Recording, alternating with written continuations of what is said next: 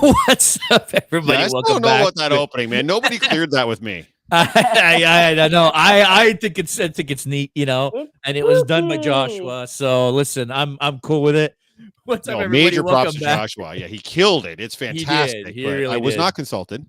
Well, no, you weren't, but you know, I mean, it is what it is. Like every I'm gonna do this again. What's up, everybody? What's up, everybody? Hey guys. Welcome back to another episode of the Geek Boutique podcast. That's right, episode 108. It feels like episode 100 was like last week, and we're at 108, and first thing we know, we'll be at 200. But until then, hopefully this guy's still around by that point. You're not getting me that easy. Mr. Messiah Complex Cosplay, how you doing, Ooh, brother? You got my whole thing in there, not just Aka this week. I didn't even say Aka this time. I so, know. You know. It's shocking. Hi, kids. Hey, guys. I'm wonderful this week. Joining us this week for the first time. I don't know how it's the first time we've had her on. That's That's weird a little bit, isn't it? Yeah, just 2 timing, I years guess. and we've not had you on one time.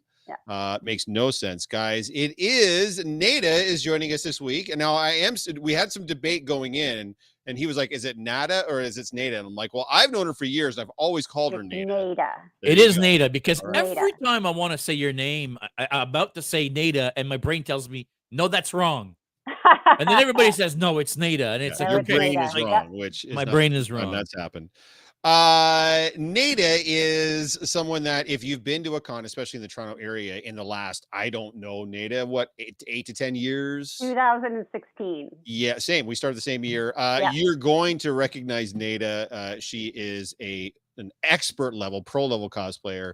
She is someone that does commissions for other people, which we're going to get into as well. And she's an independent businesswoman that we're going to talk about a little bit too. So, Nada, thank you so much for joining us on the podcast. Super happy to be here. Again, can't believe it's taken us this long to get you on. So let's start off where we always start off when we have a cosplayer on. Let's get into that a little bit. But before we actually get into that, guys, we do want to share with you one thing that we were talking about on the pre-show, and that is the actor strike. So the SAG-AFTRA strike has, in the words of both sides, hit a snag. So they were in the 4th or 5th day of talks. And unfortunately, they're going to step back from those talks. There's going to be another break in the talks as the gap between the two sides is quote unquote too great. So unfortunately, we were hoping with the actor strike getting resolved that we would get to a point where the writer strike getting resolved, that the actor strike would get resolved. It is not resolved, and it doesn't look like it's going to be resolved anytime in the near future. So all those productions that are still on hold, that haven't been able to film for the last 91 days, They're going to stay on hold. They're still going to stay on hold, guys, because you can have all the writers you want, but you have to have people filming this stuff and saying the lines, and you don't have those people. Well, it's either or. You can't put on a show if you don't have the writers, and you can't put on a show if you don't have the actors. No, you need them both. You need them both. I think we were all kind of hoping that it was going to it's be more than just both. I want to make sure that everybody in the industry understands the crew and everything else. But I think we were all hoping once the writers had solved it and signed it and ratified and everything else, they were like, oh, well, clearly the actors will be right around the corner. The studios want the images.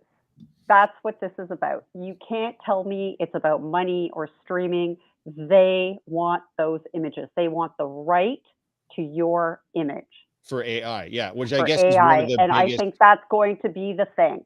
Yeah, it's not going to happen. Oh, definitely not. Definitely not. Would you give away your image? No. Would you give away yourself in perpetuity for a small trinket fee? It's bad enough that a lot of creators are creating characters and storylines, and those are just given away. Like comic book guys have been dealing with this since the 30s, where they create these wonderful comic book characters, but they don't own them. They're owned by the comic book publisher.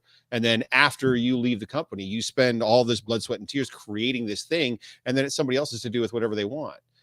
And then George Lucas, same thing, right? Like you create Star Wars and then you sell the rights to Star Wars, and then you're watching what they're doing to Star Wars. And if you're George Lucas, you got to be like, did I make a mistake selling that? Well, yeah, but those are all three are very different scenarios, right? George Lucas made a choice to sell Star Wars. Agreed. Right? Agreed. The comic book artists were being paid to do a job. The job they were being paid to do was create characters and draw characters. So yeah, they don't own those guys because they were paid to do a job. Right. The same way that an actor doesn't own the movie because he acted in the movie. Right. Right. But for them to be able to use my freaking face Yeah. and only Yeah. pay me the once, and then they can use Unreal 5 to generate me in anything that they want for the rest of time, even project that I may not agree to be in. Yeah.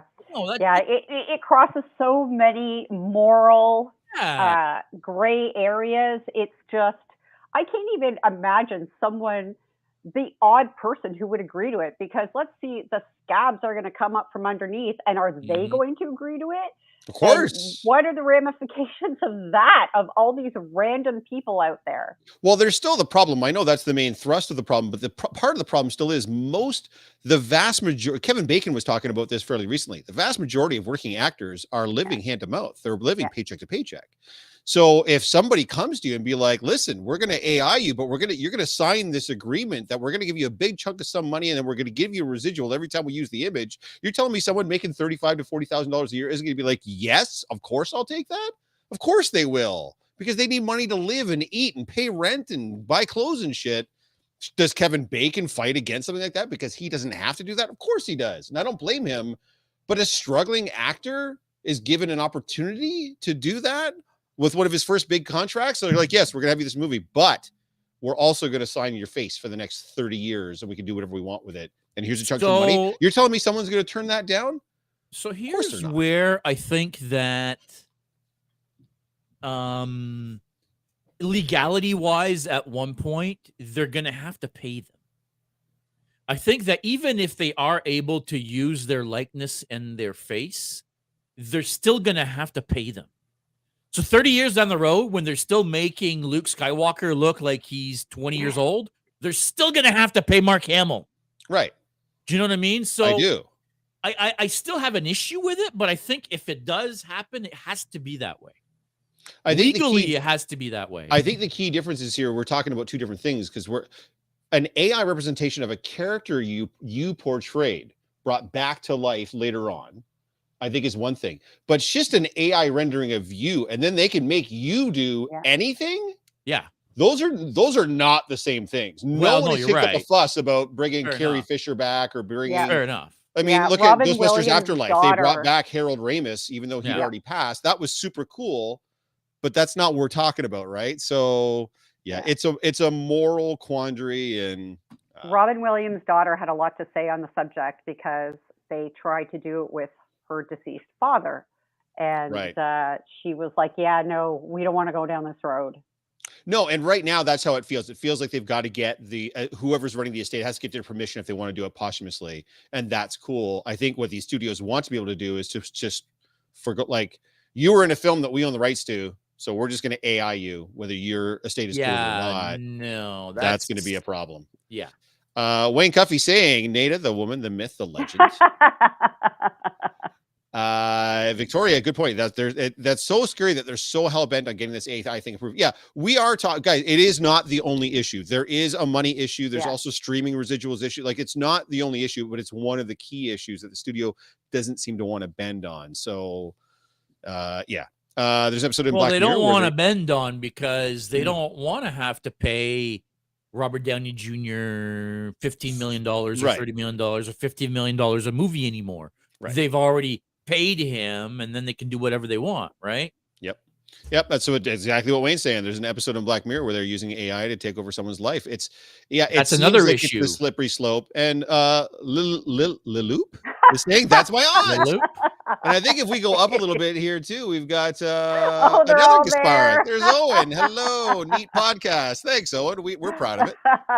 Yeah, you guys met them all at the London Comic-Con. I brought my family. Nice. Jamie's got a good point too. I wonder what the morality clause would look like. I think that's part of the problem. I don't think there is much of a morality clause, and I think that's what the studios are kind of after, because the studios are holding all the cards, right? So yeah, it's gonna suck. Michael saying the problem is that we are within steps from the studios just making AI characters from scratch and those becoming the stars of the future. Yeah, like that seems like it's already starting to happen. So, but that's starting to happen in almost every walk of life where you live. If you work in a mostly digital environment, they're starting to kind of not need you much anymore. They can just get the AI to do most of what you're already doing. So the AI is writing entire scripts now, and like it's bonkers. So anyways, guys, keep your eyes on that, because going to be. The writer's strike was over 150 days, and now we're approaching 100 days in the actor's strike, and with only a bit of overlap between the two. So there's going to be a time, guys. It's coming soon, but there's just not going to be anything to come out because nothing's been shot for the past 100 and so days, 150, 200, almost 200 days. So any hoodles. And it's not about to get resolved now. So no, the talks are stalled, and they're both going to take a step back because they're just so far apart on getting a common ground. So, which is bullshit. Quick note, guys. I just watched the first part 1 of the latest Mission Impossible: Dead Reckoning. It did not do very well in the theaters. It got bombed and barbied. It's fantastic. So it's kind of a shame that it didn't do very well in the theaters. And I wish I'd gone. I'm part of the problem. I didn't go see it in the movie theaters either, but I wish I had because it's a very big spectacle movie. Anyways, enough of all of that. We've covered that. I hear it's really good. We spent the 10 minutes. You guys have been updated on Geek and Nerd shit. Hey, if you're still watching, there's 19 of you still watching. You're still watching and you're not subscribed to this YouTube channel. What are you doing? Fired. Yeah, you are all fired. Fired. No, but seriously, please, like, go subscribe, hit that like button. I'd love to see 19 likes on this video. Please. You guys are keeping this YouTube channel alive. Okay, I'm going to say this right now. I've been going through the analytics of the YouTube channel, and the viewing hours that we're getting on these lives is what is inching us closer and closer to our goal right now. The channel's not growing much. It's not growing very fast. That's okay, because we don't do this for it to grow, but you guys are what are keeping it alive and keeping it going in that direction. So thank you. Keep hitting that like button. Absolutely. If you're not subscribed, click subscribe. The notification bell, guys, will always let you know anytime we go live or upload a video. So make sure you click that as well. Nada. Now, Nada. We want your story. What do A you want little now? bit. What made you get Where do you wanna into start? this crazy, expensive? Yeah, start on the mental- cosplay side. Dear We'll get into Lord. the business side for sure, but you've got the array of costumes behind you. We're going to Yes. show some of your work here on the channel as well. But for those of you that are watching, for those of you that are listening a little bit later on, if you listen to the show tomorrow, which sometimes I do, you won't be able to see the incredible work that Nate has put together. But we do want to talk to her about what got you into the hobby in the first place. Obviously, you could already sew, but what was the gateway to get you in there? Okay, so I graduated from school. I have a background in fashion design. So there's always been costumes like in and out of my life, like for the kids. So my nephews are watching now. They've had the best Halloween costumes anyone could ever have. No doubt. So I would do a few a year. And then in 2016, I had a friend approach me for a cosplay. Insane too. It all started with my Halloween costume, says Owen. It did. Yeah. So they, a friend said, I want to go to, and it was March Comic-Con. And I was like, oh, okay. So I made her a from scratch Harley with stretch. I don't have the picture. I wish I did. Stretch PVC, like classic Harley. She made the props. And I decided I had a little bit of time left over because that's before ICON crunched. That was when I was very well organized. I said, well, I have a little bit of time left. What am I going to do? And I've always had the short blonde hair. So I was like, oh, you know what? I think I'm just going to do Cersei. And it was tablecloth fabric from Fabricland, a commercial pattern, and some dealy-hoos from Michael's Arts and Crafts. And Fabricland. And I went, and I got such an amazing reception because Game of Thrones was so hot. Cersei's hair just got all chopped off. Everybody was right. There were thousands of Game of Thrones, like hundreds easily of Game of Thrones cosplayers. And I made friends instantly. This is not this picture, these pictures that I have here. They are the one, it's the one that says the first one. What? That was the first cosplay. That's the second, but if you scroll through, there's one of just my head and a few things on the shoulder. That is tablecloth fabric and picnic table fabric. I see here. Hang on. Yeah. So for the uninitiated, and I mean, for the uninitiated, you must have been living on Mars in a cave with your eyes shut and your fingers in your ears. Game of Thrones was the biggest show on television, Yeah. easily. That was my first cosplay, the first time I ever wore it. And I didn't know even how to make shoulder pauldrons, nothing. That's just a bunch of scraps like sewn on from Michael's Arts and Crafts. That's like the most cosplay story I've ever heard in my life. And Though. a That's Walmart Yeah, and a 100%. Walmart glass and a Walmart plastic cup. Of course. Oh, it's plastic. Oh, nice, good. Safety first, kids. Safety first. Yeah. And you're telling me that that's a tablecloth. That's a tablecloth. That's picnic table vinyl. That's freaking awesome. And I went to Fabricland and I got a commercial pattern for a coat and just added the collar. Like, that's it. Yeah. So- took me a day, 2 days. So this is how you start. You That's go to how the I con. started. And I in was 2016. overwhelmed. I Yeah. was overwhelmed with attention, and I was like, "What is going on?" So you bring up an interesting point that I think a lot of us. So for most people, whenever we ask, it's always like Halloween is the gateway drug, and it sounds like Yeah. it's a little bit of that, more for the extended family than Yep. you maybe, but Wasn't me. but you did two things right off the bat that a lot of people like kind of naturally fall into when they realize that something's going to work well. One, you picked a very, very popular property. You picked a property that everybody knew and a character that everybody knew from the property. And two, you picked someone that you already resemble. What we Right typically age at the talk right about, time. like staying in your lane type of things. Are those two factors for you still a thing? Or are you willing to be a little more picky now with maybe characters that are not as well known, or maybe someone that is not necessarily in your wheel? You're trying to branch a little bit, or do you still kind of use those two mantras to kind of be your guiding stone for your cosplay stuff? So I've done well with older characters. It's not listen, everybody can cosplay anything they want. Age is not a barrier. I see there in Montreal, there's this lady who's there every year who's like in the little Lolita dresses, and she must be 80. Awesome. There is no age, but I feel more comfortable staying in that lane. So it's been this year was Helen Mirren, because the Barbie narrator was Helen Mirren. So I was like, okay, I'm the Barbie narrator. And she was Hespera from The Flash. So I was like, okay. And then Jeff Goldblum is not a spring chicken. Well, then I had to do Benicio del Toro, who is also not a spring chicken. And it just works a little bit better. Well, that's where I was going to lead to for Jeff Goldblum, because I mean, okay, sure, he's a little bit older, but I love you, Nada. You don't look like a darn thing like Jeff Goldblum. But as far as, again, for the uninitiated, you put together this costume, the Grandmaster from Thor, help me out, Ragnarok. Yeah.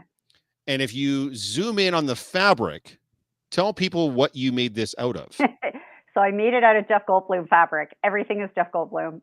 Which, by the way, there's the Jurassic Park at Jeff Goldblum, which is my favorite all-time Jeff Goldblum. I don't know why I haven't done that cosplay yet. I just get to lay out like that. Yeah. I'm 100% going to do that cosplay this year. I could put that cosplay together. I have a black shirt. I could just lay there. It's perfect. Yeah, he is everywhere. I don't know. Something just struck me. I was like, okay, well, I'm going to meet him. I've always wanted to meet him. What could I do? And then I was like, I don't know. Something struck me. Maybe I was just in a mood, and I was like, what if, because I had seen on a website called Society 6, they had bed sheets and duvet covers with Jeff Goldblum's face on it. And that's where I got the idea. So I Googled Jeff Goldblum fabric, and this is what became of it. Now, let's not gloss over, because you didn't just put this together and meet Jeff Goldblum and that was that. This went viral. This was everywhere. Yeah. Like, some of us have had that moment and some of us hadn't, but you were making major, like, give us a detail, like what all happened when you wore this to the con, and what was the aftermath? So somebody took a picture of me and put it on Twitter, and I went to bed that night. It was the Sunday. I didn't even wear this on a Saturday. I wore it the Sunday.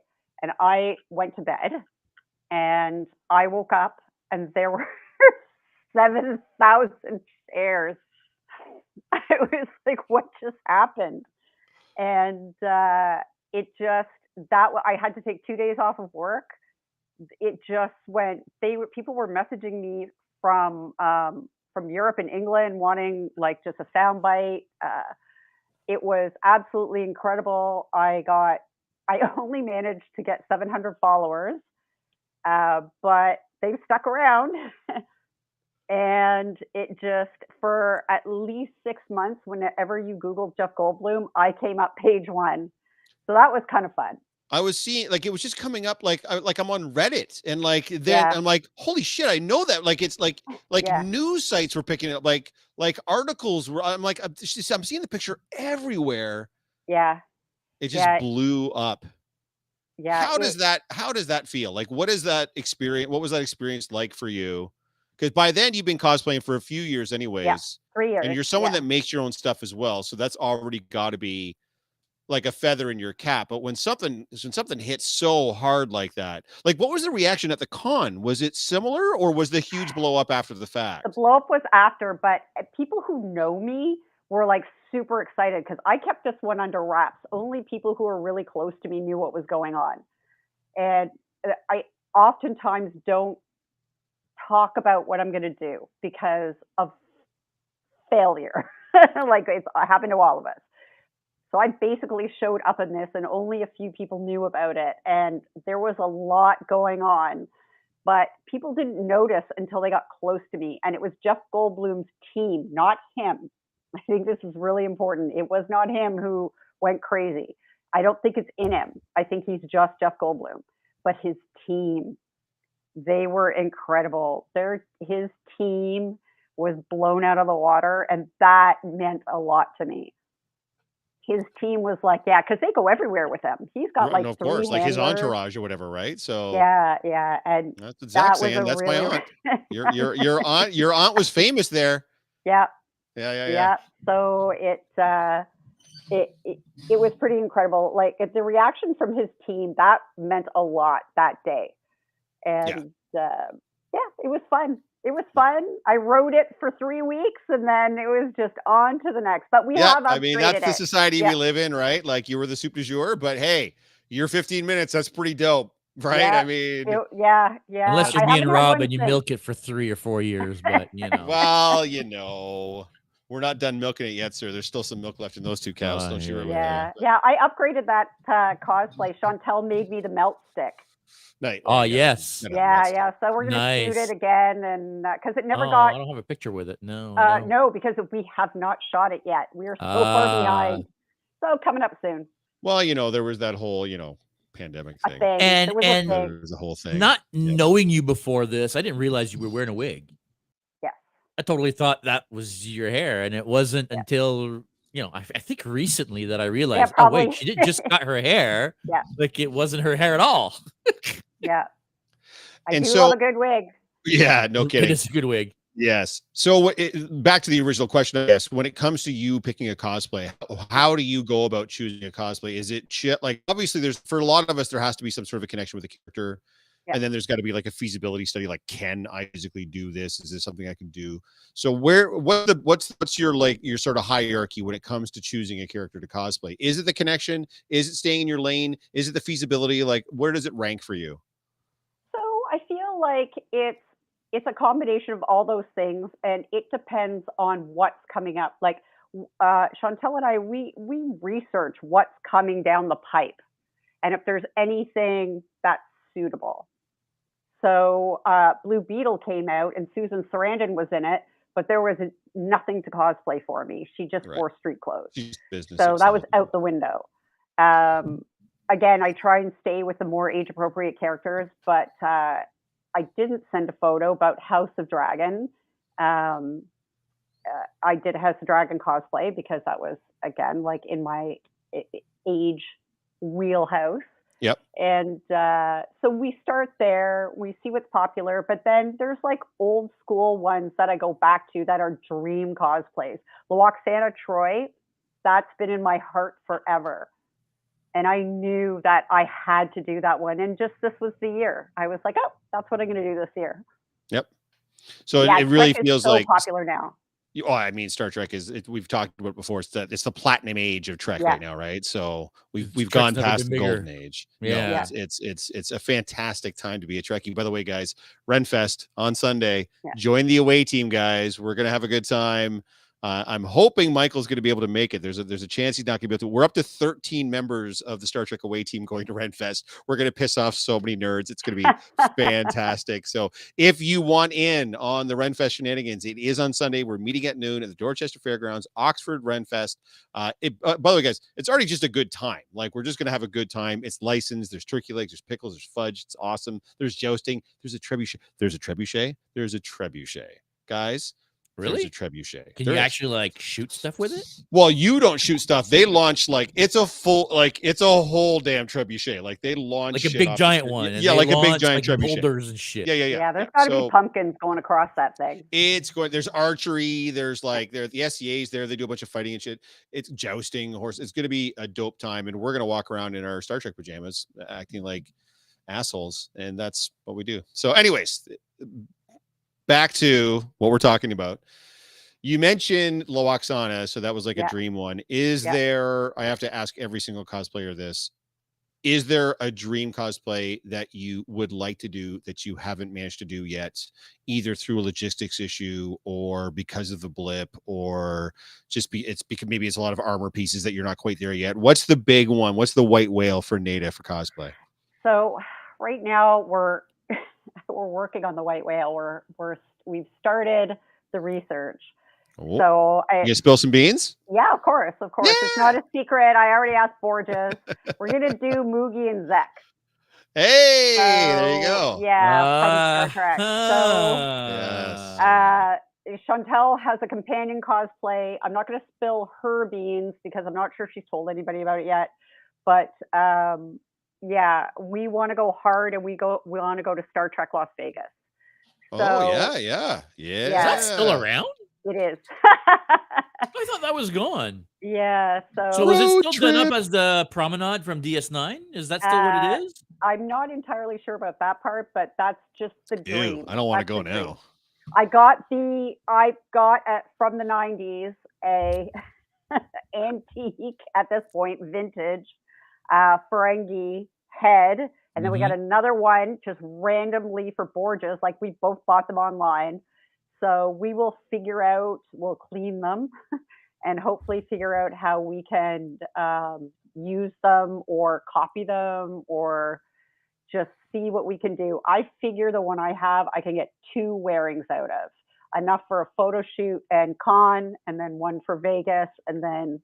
That's probably it. Now, for those of you that don't know, Ms. Chantel, who's been on the cosplay or been on the podcast before, is kind of... what would you call it? Your cosplay partner, maybe? You two do a lot of stuff together. Partner in cosplay crime. So she's saying, what about Conan? What is she talking about here? Conan, hang on. Before we move away from we're not going to move away. We'll come back. But yeah, go ahead. I don't know what kind of material your Ferengi heads are made out of, but is it something that you could potentially? So could you make a mold of them and then recast them in latex? I'm going to ask the experts. I'm going to see if it can be copied and go from there. It was a toy, a children's toy. Well, that's the thing, right? Teeth and everything. And I was like, let's see how we can clean it up. Because if it's just going to disintegrate and you won't be able to use it anymore. Yeah, I'd like to copy it, but I don't know if that's possible. So we'll see. It'd be interesting. Okay, spill the beans. Spill the beans. Oh, she said okay. Spill the beans. No. She asked. No, Canadian Comic Cutie was like, spill the beans, and she's like, she's a bean addict. She's we can't. Yeah. She always wants to, like, after the last podcast where I said I had something coming up that I wasn't spilling the bean for. She harassed me for a chunk of time. Like, you have to tell me what this is. Yeah, hey, Chantel, does she know now? Can I spill the beans? Ask her. Can I spill the beans? Can I tell them your companion cosplay? Well, while we ask her, so Chantel, can she spill the beans? Conan's a big one. Yeah.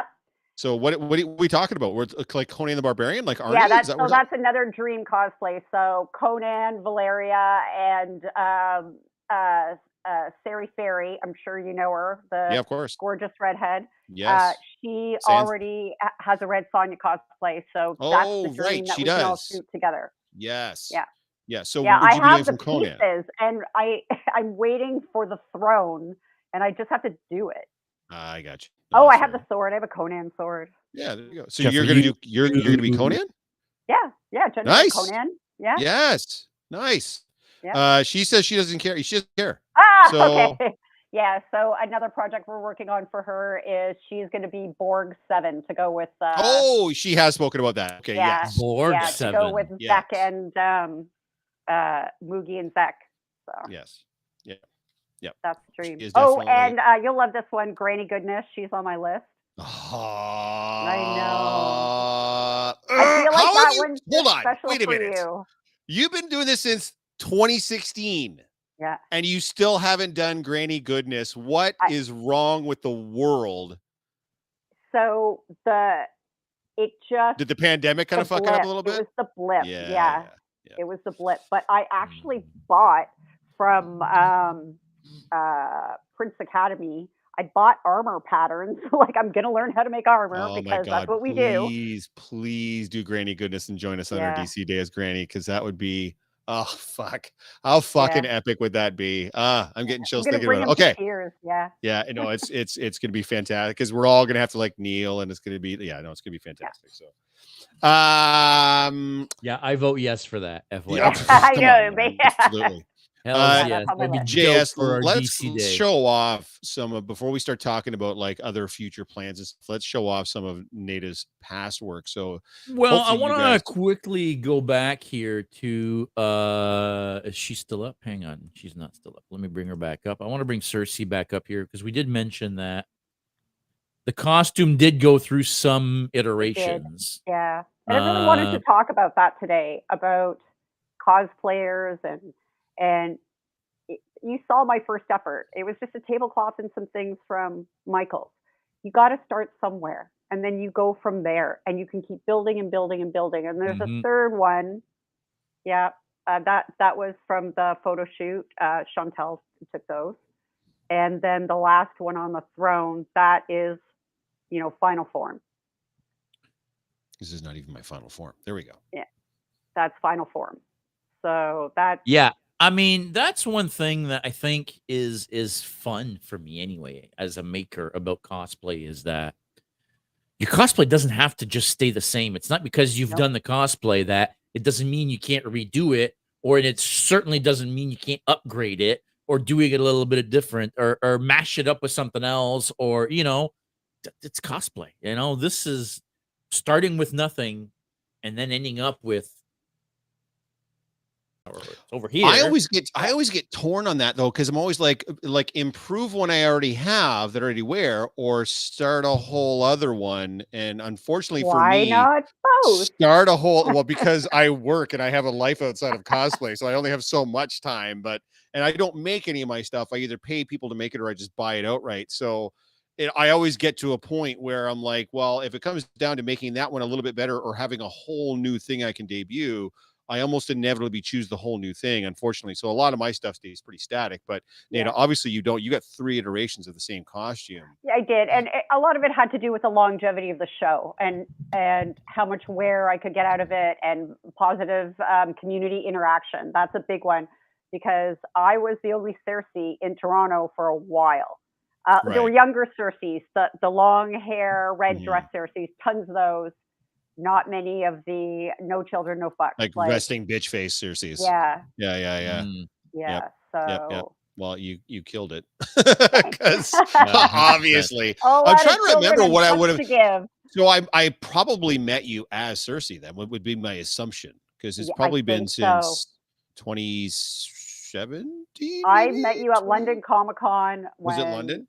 It was a London Comic Con, and I don't remember what I was wearing, but I remember what Chantel was wearing. She was wearing the 7 of 9. I was probably Cable that day. Would be my assumption or whatever. But because I think it was Cable the day she was 7. So that makes sense, because that was when it was still at the Western Fair. Yeah, it was the Western Fair. Yeah, absolutely. Yeah. Yep.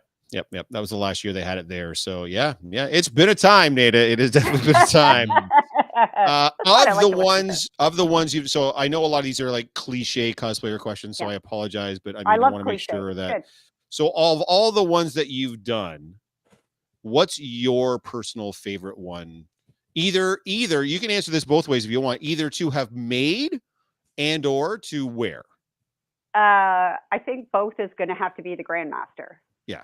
Right. Yeah, easily. It's so comfortable. It's so comfortable. Because it looks like a lot of layers. That's not, you're not warm under that with the wig? No. Well, the wigs are always hot. There's nothing you can do about that. But Yeah, as fair. far, it's cotton, it washes. I've washed the blouse. I mean, Washable. that's fair. I love washable.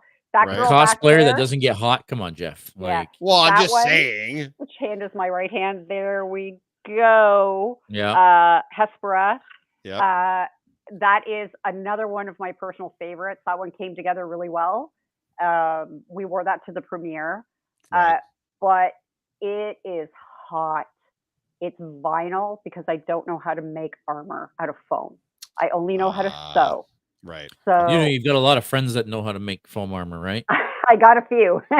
You know But that, I was you know? just You could probably be doing some exchange of goods and services. Like, I'll sew Yeah, you I'm just this, you make saying. me that. I think that can probably You be. know? Yeah, some I just was cross-mogination like, there. you know what? I'm going to stick with what I know, and I'm going to sew it, and I roast in that thing.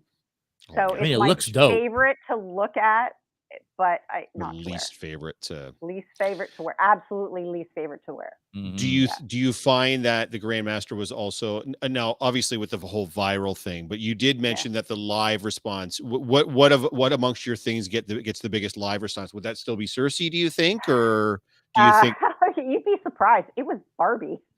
The little really? kids everywhere were like Barbie Really? crazy. Yeah. That's awesome. Yeah, little kids and Barbie, they just loved it. I had that long white wig and they didn't care that I wasn't 16 and the little kids, and everywhere I went, it was, hi Barbie, hi Barbie, hi Barbie. So that Where did you wear that the first time? Fan Expo. That was Fan Expo. Yeah. That was a lot of kids at Fan Expo. And that was like, it seemed like it was almost the height of, because there were so many Barbies and Kens at that Fan Expo. So it was like, that seemed to be like the height of its popularity. Cause I know Lindsay and Crazy Mike and Liz were having the same problem. They couldn't move. Like they were just getting mobbed by people. So a surprising one was actually the Collector, which is over my shoulder, the other shoulder. that one. Yep. So that was surprisingly popular. I knew it was going to go over well because Guardians of the Galaxy was coming out, and so I knew there was going to be some popularity. I was shocked how many people were into that cosplay. I did not expect it because he's a niche character. He's not really anything. And no, but the nerds know it. And I tell people that all the know. time. They're like, how do I get a cosplay that gets a really big impact or that goes viral or whatever? I'm like, two things: find a character that everyone knows and that nobody does. Yeah. That's the key, right? So, and that's exactly what you did there. And it looks fantastic. Did, and I kept the hair. Yeah. You're like, this is me now. This is where I live. Yeah. This is who I am. Yeah, that was a good one. And that's Clea. And that was, I made like 80% of that one too. So Chantel is Clea. Yeah, that was. Is that all? That has to be all vinyl too, then, right?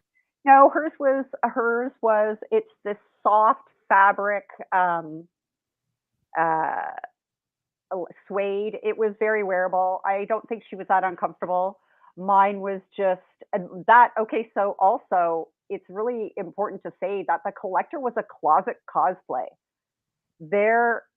I made that corset. That is part of my Harley corset, which I sent you the photos for that one, the big Harley. I just had it, but those are just some Spanx and some things bought off Amazon and a blanket from Amazon. The whole thing, probably aside from the corset, and a turtleneck from Amazon, probably cost me under $100. To be fair, Benicio del Toro also looks like he mostly bought the costume from Amazon at the time. So, I mean, I get that. That's kind of how he was dressed. It looked very like haphazardly put together. So the way that you kind of put that together, it really like embodied the character when you were doing it. So I love that one. I'm actually remaking it. I bought the fabric because I want to make a proper coat and everything because it was so well received. I was like, I never saw it coming. Never saw it coming. Chantel here with her modesty, because I always have good ideas. Okay, Chantel. Okay, she kept telling me. She's like, Let's it's going to just go settle over. down. And I'm like, no, I don't know. And she's like, no, it's gonna, she's been right. Yeah.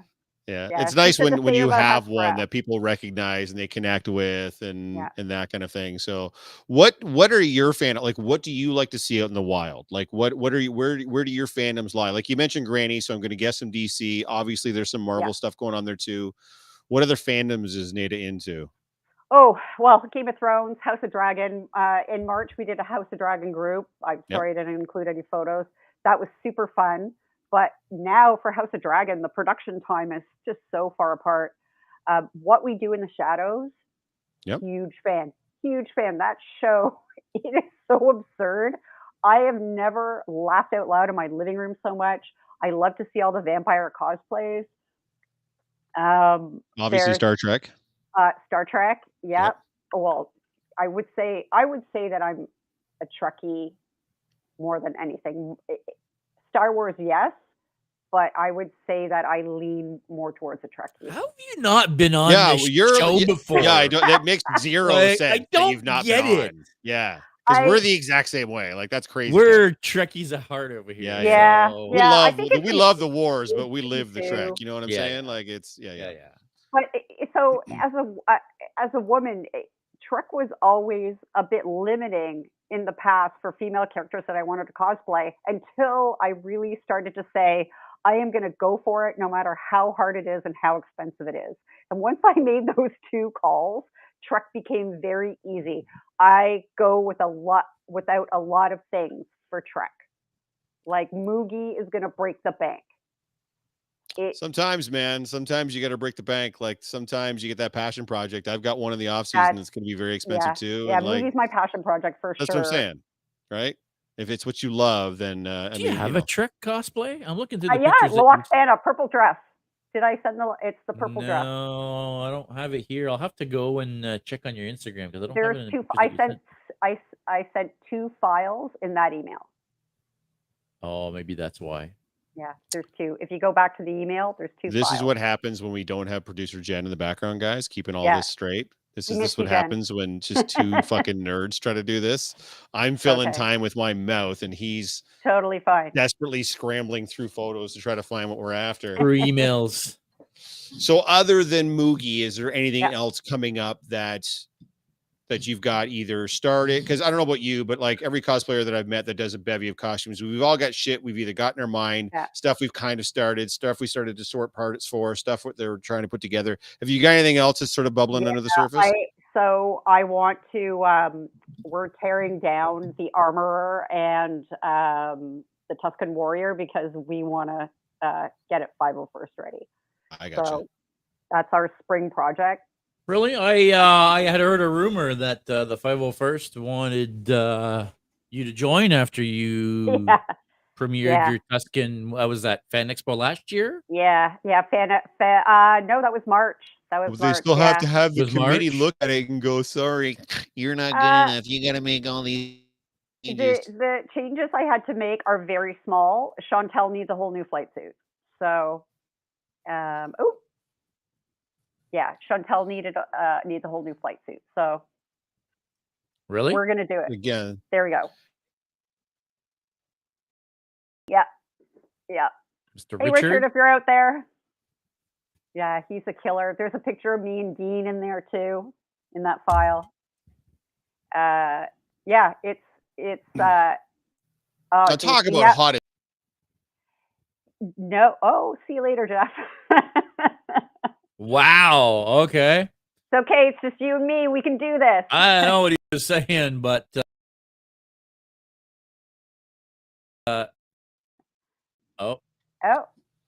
Well, sorry, we all got kicked off. Yeah, we all kicked off on that one. I mean, I don't know what's going on here. I was trying to bring back well, up. Bye, Jeff. Pictures. Yeah, I was like, just there we go. There you go. Everybody. Yeah. My future husband. Jeff is having a real hard time with his connection right now. Yeah, he's frozen and talking like a robot. And so there you are. You're very blurry, but there you are. I'm sorry. Hopefully I stay. We've been having a lot of Yeah. issues with our internet lately. Like when it's not him, it's me. It's been just Yeah, mine's been bad for crapshoot. days. I'm just glad. Well, obviously the headphones didn't work, so Yeah, it's just been a crapshoot over here with the internet. yeah, No, that's okay. great. That picture with Um, Giancarlo Esposito is fantastic, by the way. Oh my gosh, he Los was Pollos Hermanos. best fan experience, better than Jeff Goldblum. He Nice. spent so much time with us. That's one out of a dozen photos that are on my Instagram. He was That's sweet. spectacular. He signed everything.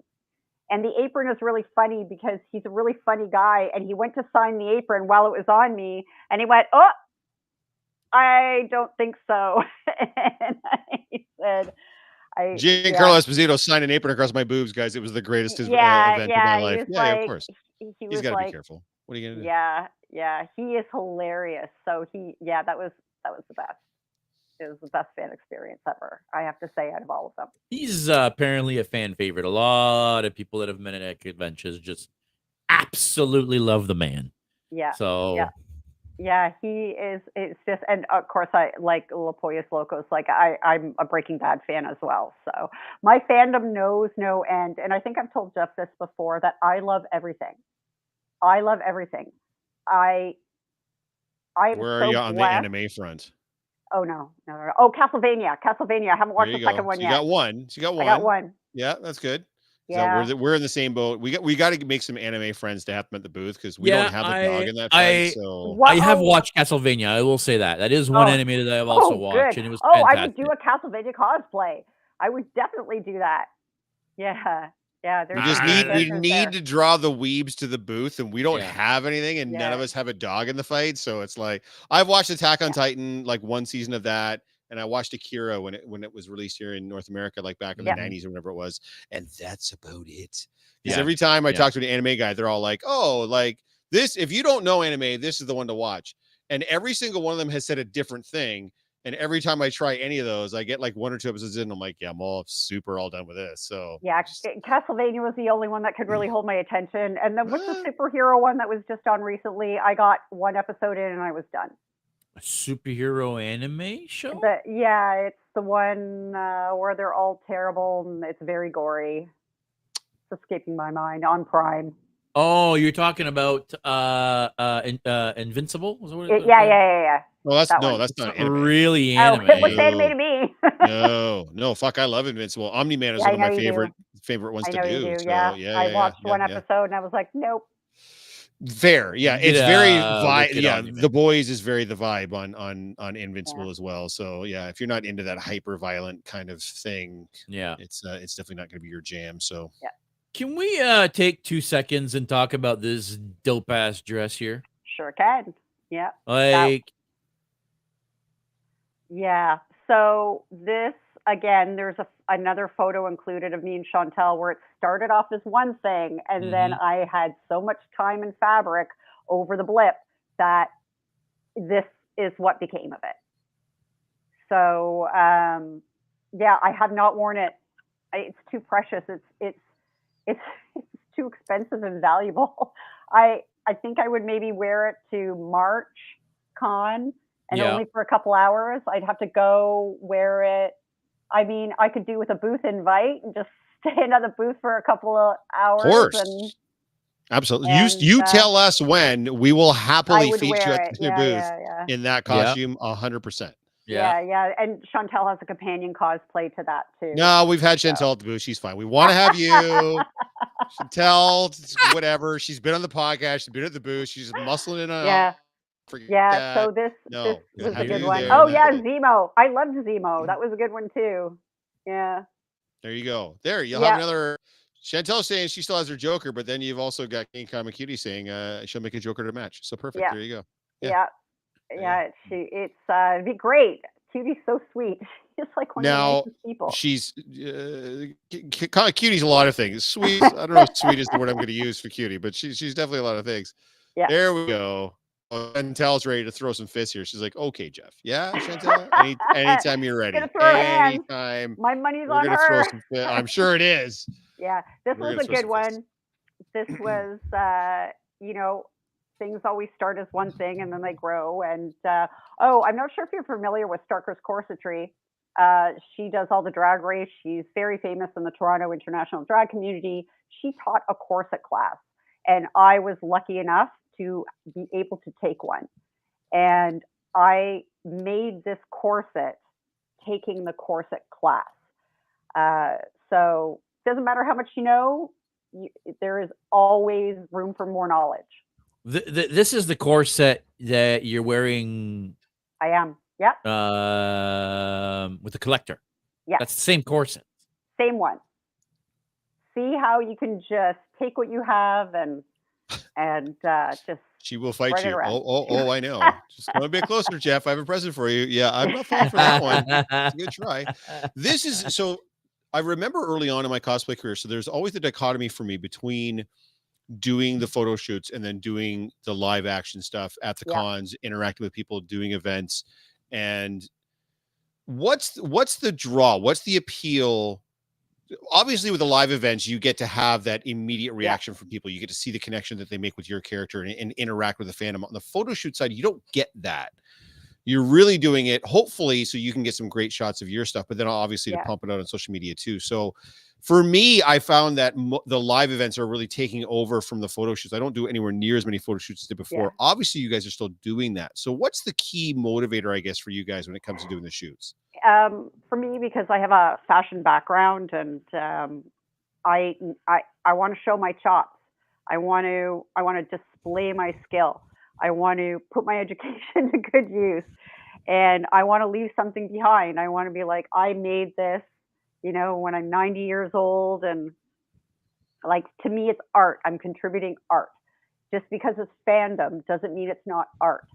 And every time you cosplay someone, that is that's live art. That's contributing to the benefit of society, for our mental health well-being. And it doesn't matter if you made your cosplay or you bought your cosplay, you are contributing in a positive way to the community, any community who wants you around. Yeah, that's what Chantel's saying too. Because I was just going to ask you, gun to your head, if you had to pick between doing cons or doing shoots, it sounds like Chantel would probably choose shoots, which doesn't surprise me. Absolutely. She would definitely choose shoots. Would you also choose shoots? Nope. Do you think? Yeah, nope. same. I like people. I had a hobby before that was very interactive with a lot of people, and it was a big part of my social life. And then when I retired out of it, I had to find something else that I don't want to stay home all the time. I want to meet people. I want to go out. I met Chantel at a con. Right. Of course, I have friends who are not cosplayers, and they're lots of fun, and we do other, No, I they're do not. other Come things. on, man. We're the cool ones. You know that. You're hanging with the cool kids now. One You're on of the us. Geek Boutique podcast. One Come of us. on, man. That's not.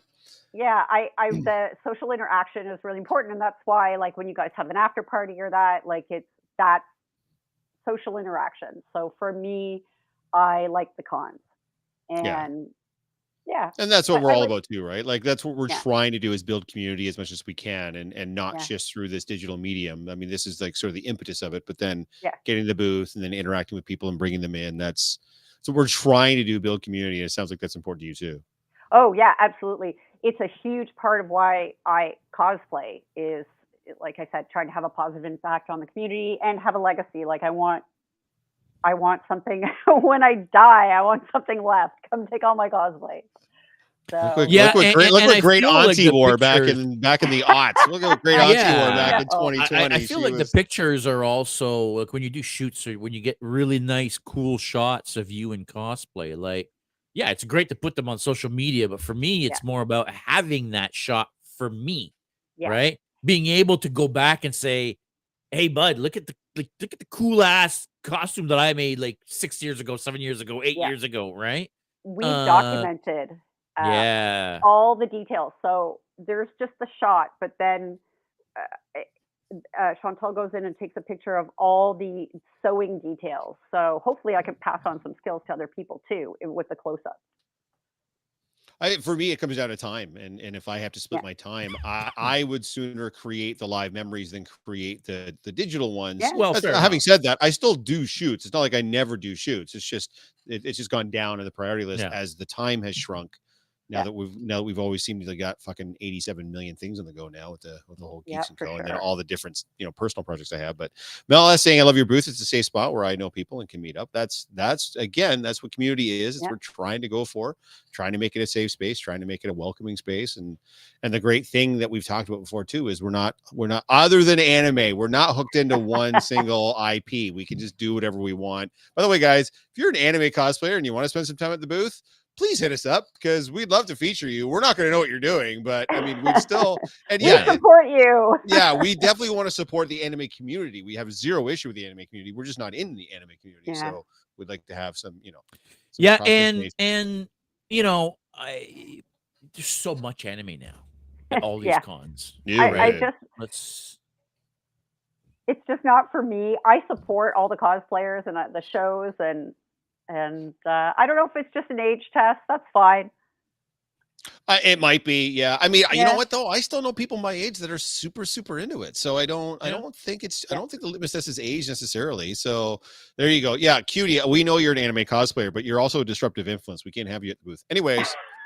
Well, I mean, we'll have her at the booth whenever we can, but let's be honest. She lives in Calgary. She does live in Calgary. She does. She lives in Edmonton. She's gonna be so mad at you. Chantel brings up a good point. She's saying, yes, all my shots are for my own purposes. I love the ability to create a whole environment and have that keepsake. Yeah. That's definitely part of it. There's for sure. And even the shoot itself, a lot of my early shoot I did with our friend Sheree and of just the actual shoot, not even the characters, not even this picture, but just the memories of the interactions during the shoot. Wonderful and fantastic.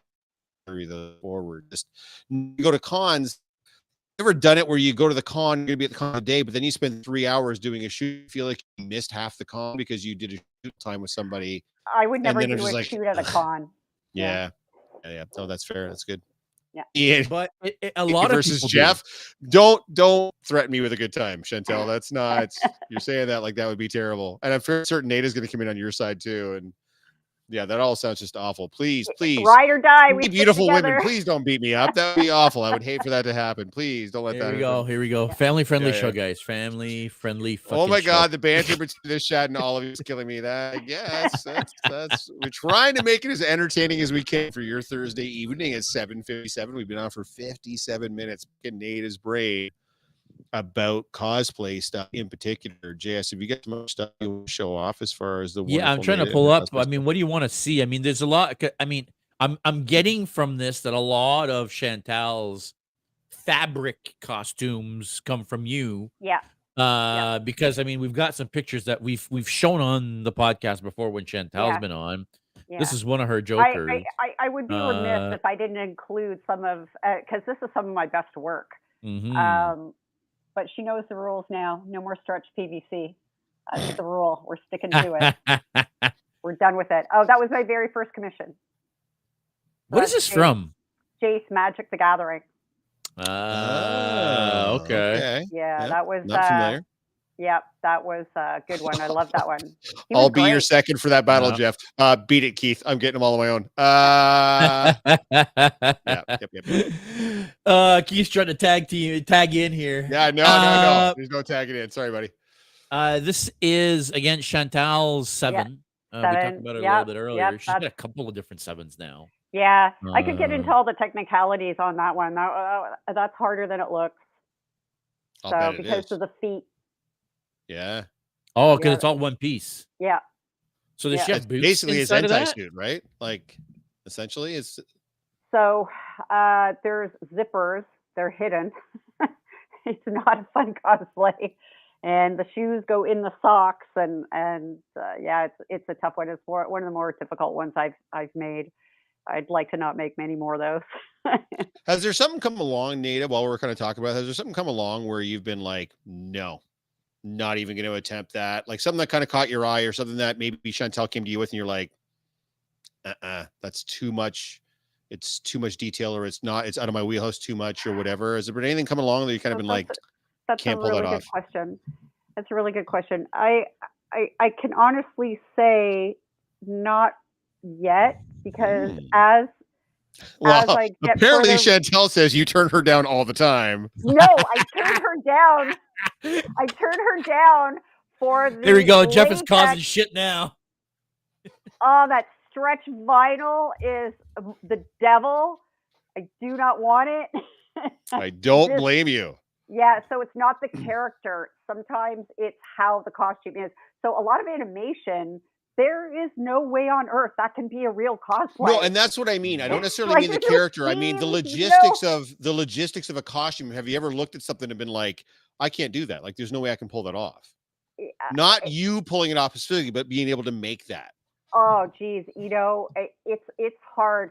It's hard because I have to put seams. You have to be able to get into it. So Right. getting in I and mean, out that's of something important. is always a problem. So Yeah. we try and modify it the best we can. But then if I run into a person who has a personality that just won't let that stuff go, then I have to say no. Like it, it's it, I do get some requests like tighter, tighter, tighter, and I'm like, I can't. Like Right. Like it has to that's have seams. right. It has to have something. Yeah. So, but I try not to say no. I try to accommodate the best I can. But a lot of times it's the fabric. And don't ask me for velvet. Like that's Come on, little yeah, velour action going on there. yeah, Nice little velour. pantsuit I can get into. A romper would Yeah. be nice. How much of the work with yeah, JS, poor JS. Every week he's got to put up with me. It's terrible. How much of the work, because a lot of what you're showing off now is somebody else, how much of you and how much of the work do you feel you're doing with, and I know it's not just with Chantel. I know she's kind of like your muse and your partner, but you Yeah, also do commission work I for the do. cosplayers. Talk to me a little bit about that. I do. What do you where do you feel So like, do you make time for you, I guess is the point, your stuff? You get caught making stuff for people. so during the blip, I had to stop. I couldn't risk my health. So then, because I only like to really do local and where you can try it on. And then things loosened up, but then I was still paranoid. My mother's in her 80s, and so I dropped a lot of it. And then now people message me, but they only want things that they can already buy, but they don't want to pay the $65 shipping. And I'm like, but I can't do that.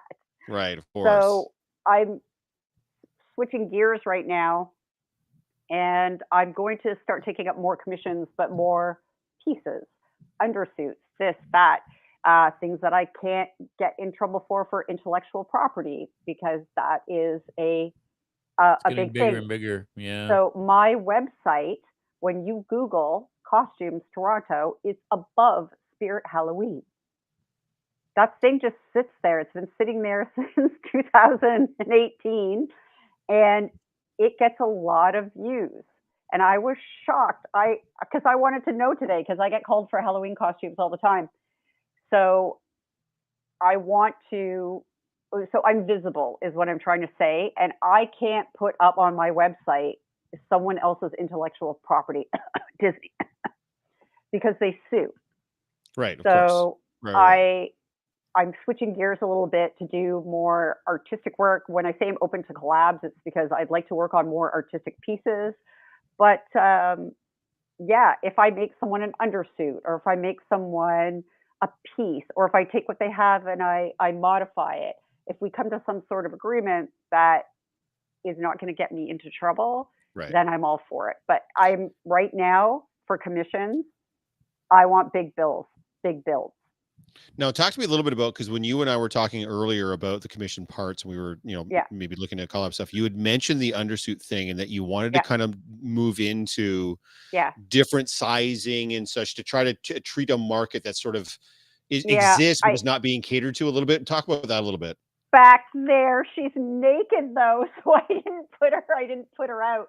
I'm starting to invest in more equipment and more sizing. I just want to give you a little bit of background on that. I do have a fashion degree, and I did start with one of the first plus size designers in all of Canada. His name is Brian Bailey, and I apprenticed with him, and it was one of my first jobs.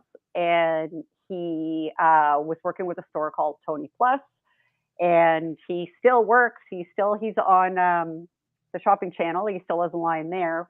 But I have an extensive background in plus size clothing randomly. So I thought I should start providing things for that community, thicker fabrics. If anybody goes to Ann's in Hamilton, they're great there.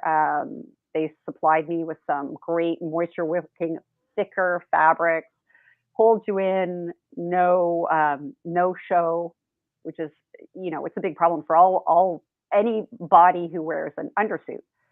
So yeah, the undersuit line is something that I would do that is, again, not going to get me in trouble with intellectual property. So that is more what I'm looking at, is like pieces.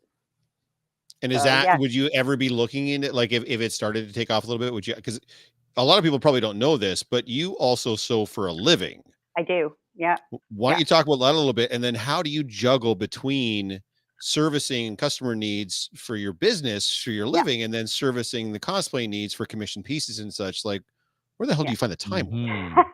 So I do have a shop, and I'm working for 20 years, since 1999. So 23 years I've been making drapes for the Posh set.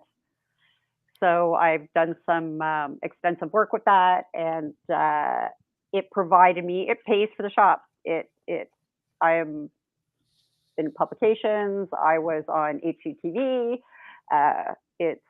It's all that kind of fun stuff. So I'm lucky enough that it's seasonal, meaning that when houses are being built in Toronto, they're not building them in January, February, March. So last year, Chantel and I front loaded the year. I made 8 cosplays. Oh, wow. 8 cosplays before March Comic-Con. Not even joking. It was a full build from scratch, because I was a little slow at work. Right. So that's kind of how we juggle it. Now, the hardest one for me now is Fan Expo, because all the houses are being finished. They want their drapes in. They want to live in the house before the kids go back to school. And that's why my selection for Fan Expo is never what I would like it to be. It's never my A game. March is my A game. Because time, it still all comes down to time. JS and I've talked about this ad infinitum, right? Like there's only so much time. Once the time is gone, it's just gone. You can't get it back. So, but that was my point. So let's say you start making these undersuits, and it starts to kind of like, you start to build some momentum and stuff, and it starts to become popular. I can run 2 businesses at the same time. So. Can you though, Data? Because you're one person, and there's only 24 hours in a day, and there's only 7 days in a week. Like, the hardest part is to find sewers. That's always been the part with the drapes and that, because the work is seasonal. There's not a lot of people with the skill set left in. They all retired. Right. They all retired. My success is built on the retirement of others, and I can't lie. There used to be a lot of sewers in Ontario, Canada. We used to have a whole entire garment industry. And if you follow a lot of my posts, I'm very pro-labor, because my industry collapsed, a complete and total collapse. All garments were moved overseas. People I knew lost their homes. Tens of thousands of people became unemployed. A lot of people didn't continue on. I only have one skill. I transitioned. I had a friend who had a drapery shop and said, well, if you can sew one thing, you can sew another. And that's how I started with that. 23 years later. Yeah, 23 years later. Yeah, it's it worked out pretty good for me. So now, do you have an heir apparent to the business? Like, I don't know. The nephews, I don't know if they're still here. One of them better learn something. Someone's got to learn the sewing, big boys, because someone's got to get in there. So I'm sure if the business wasn't in Toronto, it would be up for grabs. However, it's too expensive to live here. How much art is not being made in the GTA because it's too expensive to live here. I can't ever leave because this is where the clients are. Right. I mean, it's just the way it is. This is where the majority of the upper crust reside. So we just plug along and do the job and drive to neighborhoods that would not have me there otherwise. Get to rub And elbows with the hoity-toities and the poshies for sure. some poshy poshies. Yeah, And my yeah, client, yeah. I'm very lucky. All my clients are super lovely, and Yeah, it helps for sure. Now, it does. so we obviously a lot of the people watching this are cosplayers. Yeah. And pretty much everybody watching this has universally talked about how celebrated your work is. So if someone wants to work with you on a piece, now that we're kind of getting into that, Yeah. how do they go about doing it? What's the best way to get in touch with you? What's the best time to get in touch with you? Because that seems like a sensitive topic as well. How does someone go about getting an NGC Toronto cosplay piece? So if you want to get into the January to March window, which is when the majority of the work I can do is, message me in December. Give me an idea. If you want a bigger build, yeah. If you just want a piece, well, I don't see a problem with like at any time whatsoever, especially people who already know me in the cosplay community. Hit me up on Instagram. I answer. My website, ngcctoronto.com. I get the messages right away. I answer them. I say yes or I say no. The very first question I ask is your timeline. Please don't come to me under 6 weeks. That's a big one. That's a really big one. Apparently, Chantel is selling a few of native made pieces, so maybe take a look at that. Yeah. Now you mentioned though the dangers of working with specific intellectual properties. So if someone comes to you and says, "I want to be this specific character," and I want it's totally you to make fine. that for me, I just can't. I can't like advertise it on my website because then I'm doing a commission. I'm providing sewing labor. I'm not. You're not selling a product that is not your IP. Yes. Right. Yeah, if you make I don't know, a Shazam suit. Yeah. And you advertise it on Etsy that you're making Shazam suits, that's a no-go because that's not your intellectual property. But if you take a commission from somebody to make them a Shazam suit, totally fine. That's different because now you're not selling a product, you're offering a service. Yeah. And the other thing to keep in mind is I cannot make props. That's just not my wheelhouse. Chantel does a lot, but also so does Reed. Reed's Props Plus. Well, we've had Reed on the show. Yes. He did my Gaffy stick. He did my Shazam stick. No, Reed's fantastic. He is immensely talented. This guy over here and his buddy Rob are pretty fucking dope at making props too. Bad. So, We're not bad. Props are not. I good. cannot do that. That is not something I can do. But if they ask me, let's do a build. And you can sew like a motherfucker. Let's be fair. I am really interested in somebody coming to me with something outrageous and big.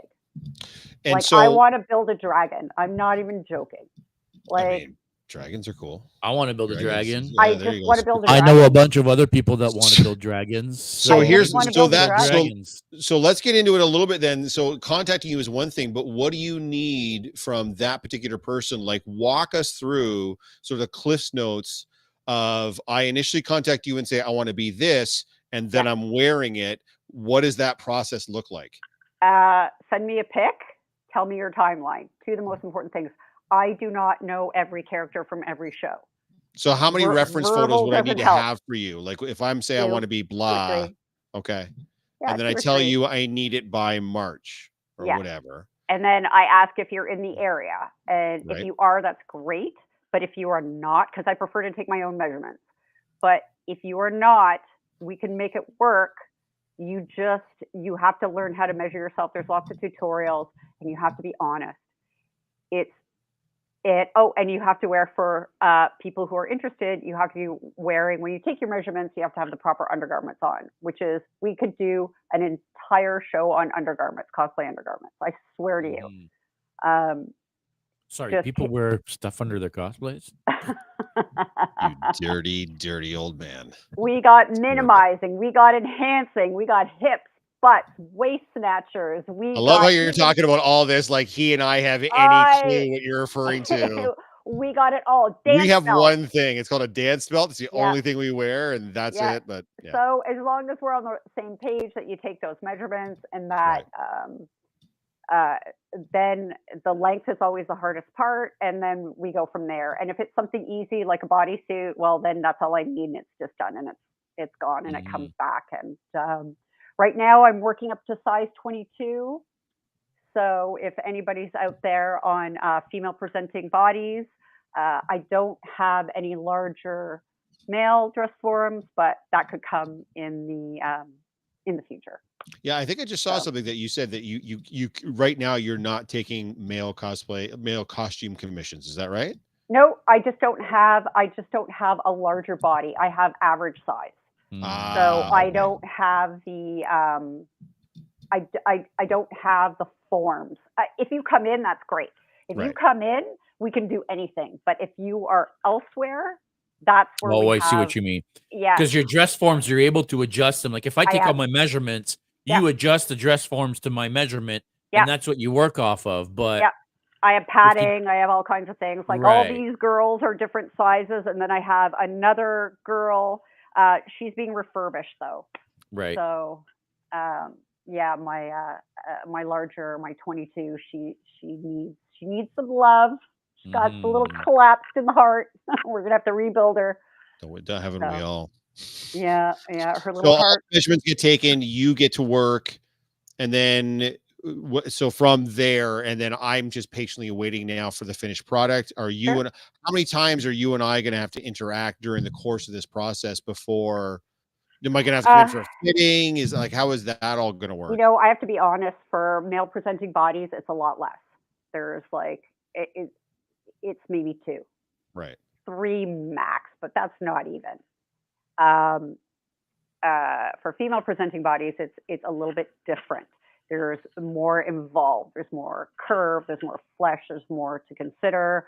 If there's more pieces, and if somebody else is working on armor pieces, it's all going to work together.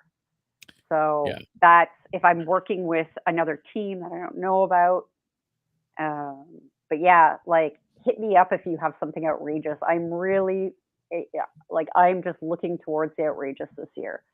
It's As far as I won't ask you to break down a pricing structure, but obviously you'd be looking for a deposit of some kind to yeah, kind of get the work yeah, started. Do you have like yeah. a guideline for how that So part works? I break it up into how many fittings it needs, and every time you come for a fitting, you pay me for the next part. So if Right. you're looking over a 4 week period and you have four payments, it's usually a little bit more palatable. Right. Mhm. And then Oh, she's gone.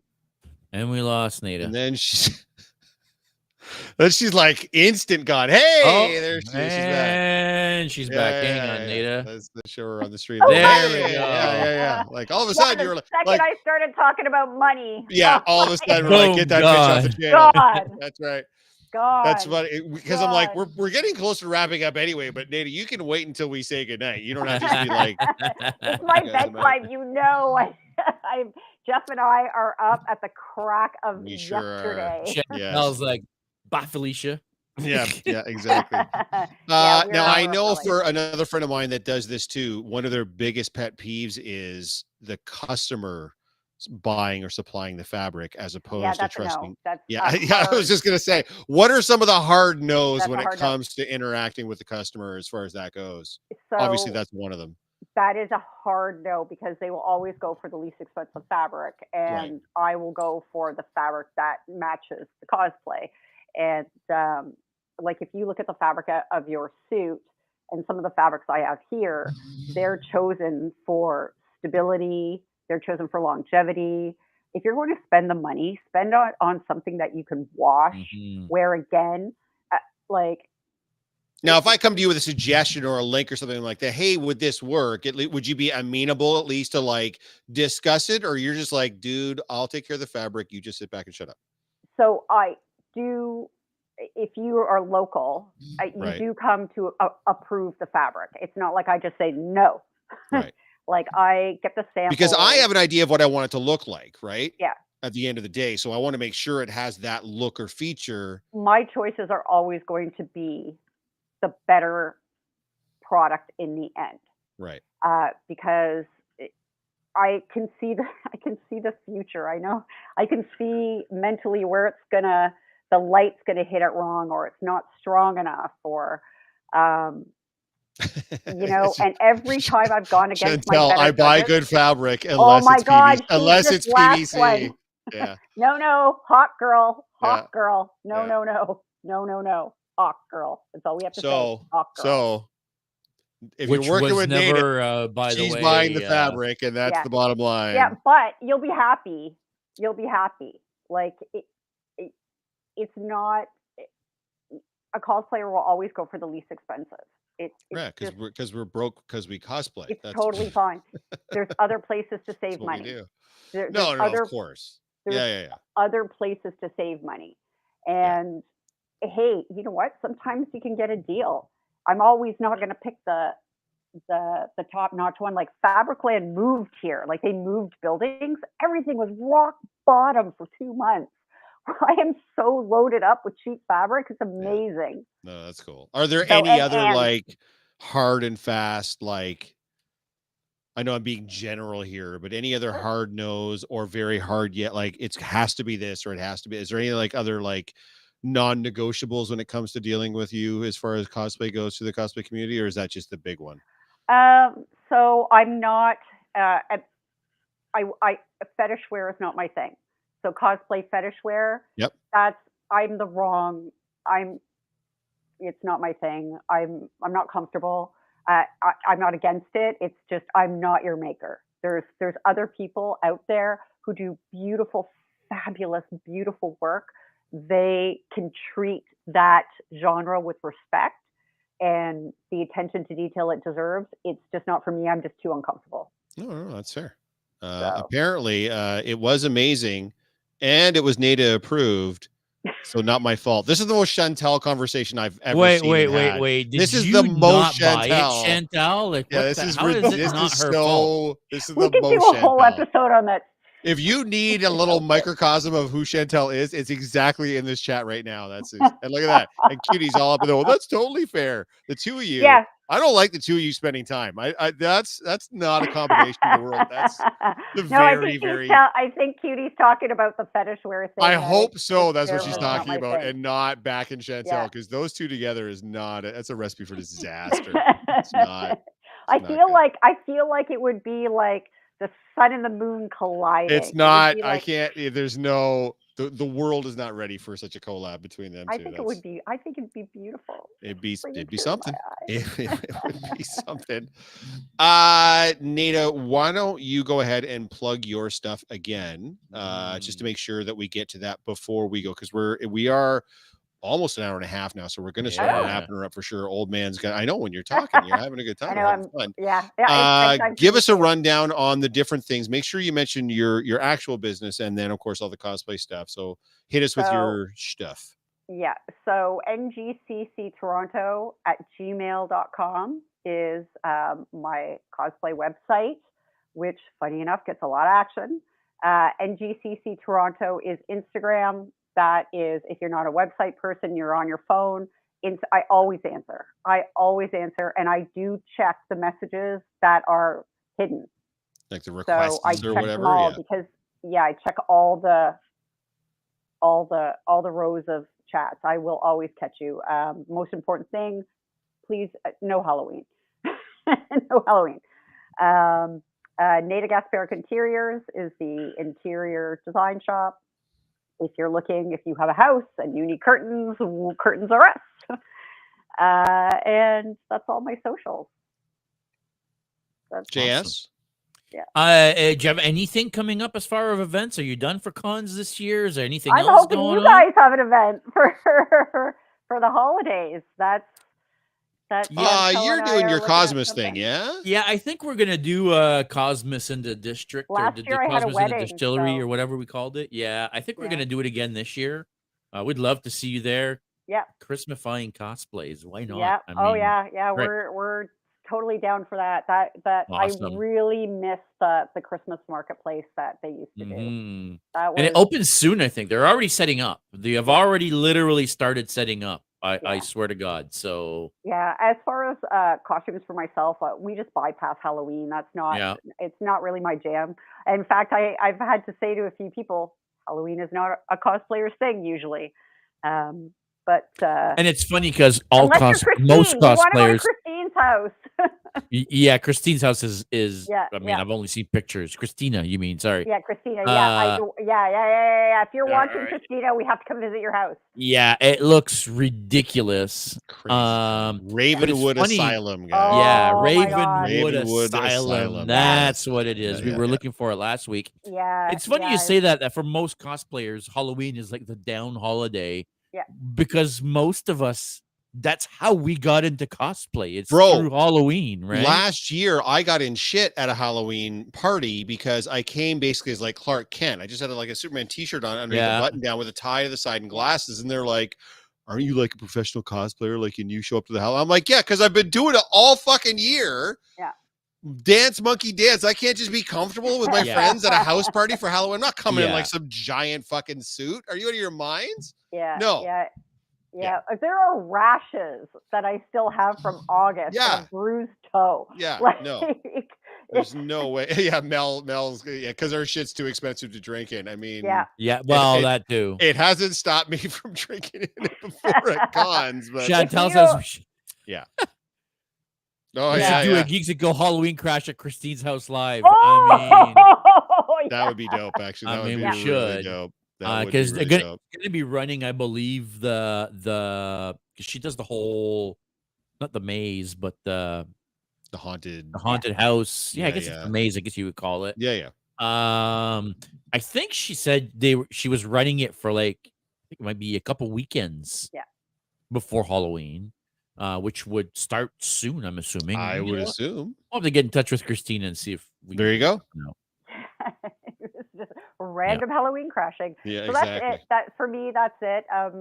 We don't really do any travel cons in January, February. I mean, the weather is just too unpredictable. I don't want to spend all that money on a hotel and a flight and be stuck here. Yeah, that's fair. Yeah. So and eight cosplays from January till March last year, and we'll see what we can do this time. Maybe build a dragon. I don't know. Like I said, I know other people that are interested in building dragons. Yeah, which one of you got the garage though?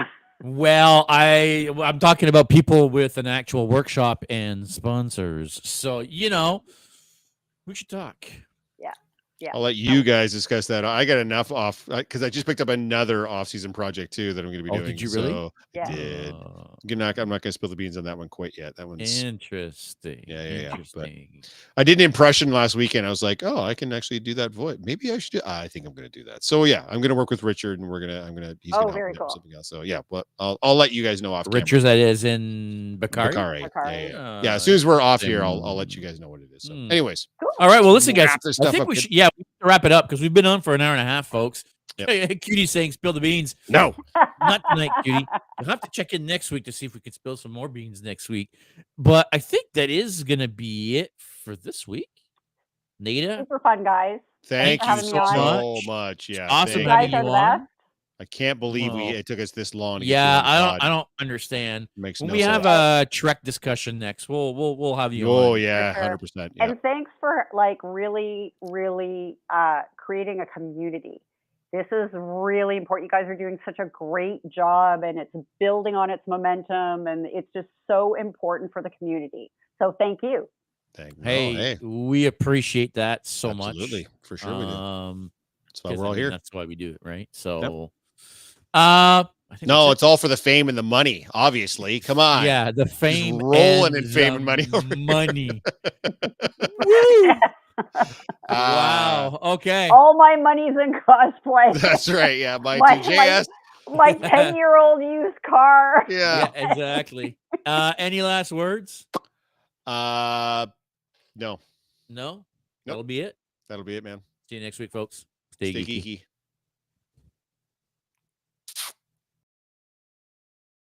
Thank you for tuning in to another episode of Geek Boutique Podcast. Like always, if you prefer to listen to us, you can find us on all major podcast platforms. Now, make sure you don't forget to click that like and subscribe button, as well as the notification bell to make sure you never miss an